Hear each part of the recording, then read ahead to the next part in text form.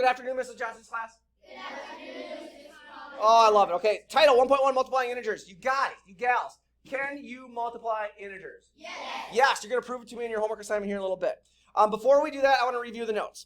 We had 5 vocab words. Our first word was integer. An integer is a whole number and what? Opposite. Beautiful. I love how you guys are all together and paying attention. This makes it so much more fun. Okay, so an integer is a whole number and its opposite.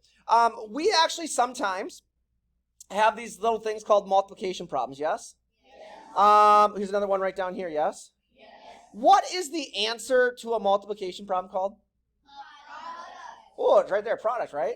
What are the numbers, in this case there's 2 of them, what are the numbers called that make up a multiplication product? Factors. I meant problem, but yes, they're factors. Okay, good. And then I'm going to skip this word right here. We'll come back to that in a second. Okay, when multiplying, so I'm going to take this number 26 times 7. You with me?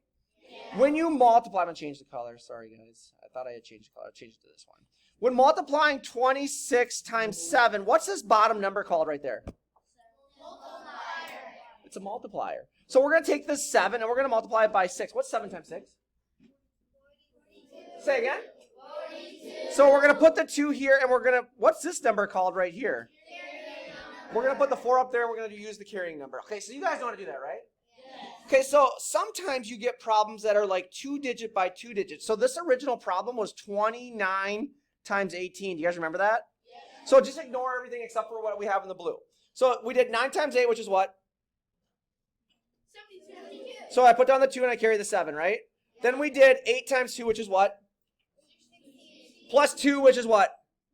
18. 16 plus 8 times 2 is 16 plus 7. I'm sorry, I should have said 7. The carrying number was 7. So 8 times 2 is 16 plus 7, which is what? 23. So I wrote down 23, yes? Yes. Okay. Why did I cross this 8 off? Why did I cross this 8 off, Ari? We're not going to use it anymore. Why did I cross this 7 off, Ari? We're not going to use it anymore. Okay, and then what is this thing? I put a 0 down here right after I was done doing that. Why did I put a 0 down there, Marcel? It's a place value holder. We don't need to use that place value anymore. Okay, I'm going to go really quick. Then we did the 1 times 9. What's 1 times 9?